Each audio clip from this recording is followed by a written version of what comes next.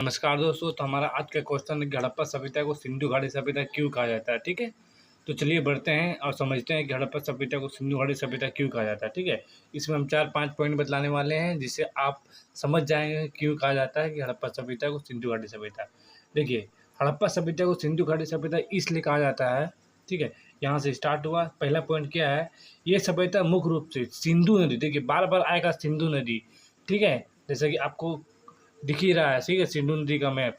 ठीक है, सिंधु नदी और उसकी सहायक नदियाँ जैसे झेलम हुआ, चिनाब हुआ, रावी हुआ, ब्यास हुआ, सतलज, ठीक है, के किनारे विकसित हुआ। ठीक है, जितने भी हड़प्पा सभ्यता, ठीक है, और सिंधु घाटी सभ्यता, ठीक है, जितना भी बड़ा बड़ा उसका नगर था, ठीक है, जैसे हुआ मोहनजोदड़ो हुआ, हड़प्पा हुआ, कालीबंगन हुआ, ठीक है, जितने भी क्षेत्र थे वो से सिंधु नदी के।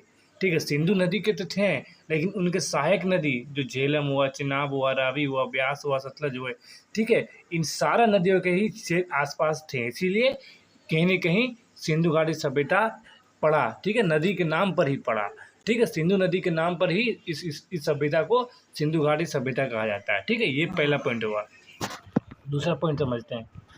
दूसरा पॉइंट है, इस सभ्यता के प्रमुख नगर जैसे कि अभी हम बताएं, जैसे हड़प्पा, मोहनजोदड़ो, कालीबंगन, लोथल, चंद्रोदड़ो आदि सिंधु नदी तंत्र के आसपास ही पाए जाते हैं। कौन सा? सिंधु नदी तंत्र। ठीक है, जैसे कि ये सिंधु नदी हुआ, ठीक है, तो इसके पास एक शहर यहाँ हुआ, एक शहर यहाँ हुआ, एक शहर यहाँ, एक शहर यहाँ, एक शहर यहाँ, एक शहर यहाँ, एक शहर यहाँ, ठीक है, मान लेते हैं। ठीक है, तो ये हुआ पूरा तंत्र हुआ। ठीक है, इसको पूरा कहा जाता है तंत्र, नदी तंत्र। ठीक है, तो ये मान लीजिए ये सिंधु नदी तंत्र। ठीक है, तो ये सिंधु नदी तंत्र के ही आसपास जितने भी एरिया हैं, हड़प्पा हुआ, मोहनजोदड़ो हुआ, कालीबंगन हुआ, लोथल हुआ, चंद्रोदड़ो, ठीक है, तो इसी कारण से यानी कि इसी नदी के नाम पर ही, ठीक है, इस सभ्यता का नाम पड़ा।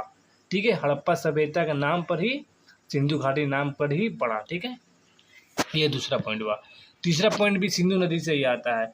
सिंधु नदी ने कृषि, व्यापार, जल स्रोत, आवागमन के साधन उपलब्ध करवाए, जिससे यहाँ के नगर संस्कृति का विकास हुआ। सिंधु नदी ही, जैसे कि सिंधु नदी है, अब ठीक है, कहीं ना कहीं ये कृषि के लिए फायदेमंद होगा, पानी के लिए, कहीं ना कहीं व्यापार के लिए भी फायदा होगा, तो व्यापार करेंगे, जैसा आवागमन के लिए हुआ। ठीक है, जल स्रोत हुआ, ठीक है, एक बड़ा जल स्रोत हुआ पीने वाला।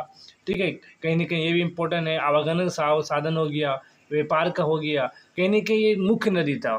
ठीक है, हड़प्पा सभ्यता में ये मुख्य नदी था, ठीक, जिसने यहाँ के नगर संस्कृति का विकास संभव हुआ। ठीक है, यहीं से मतलब सिंधु नदी नहीं रहता तो आवागमन कैसे होता, जल स्रोत कहाँ से, व्यापार कैसे होता, कृषि कैसे होता।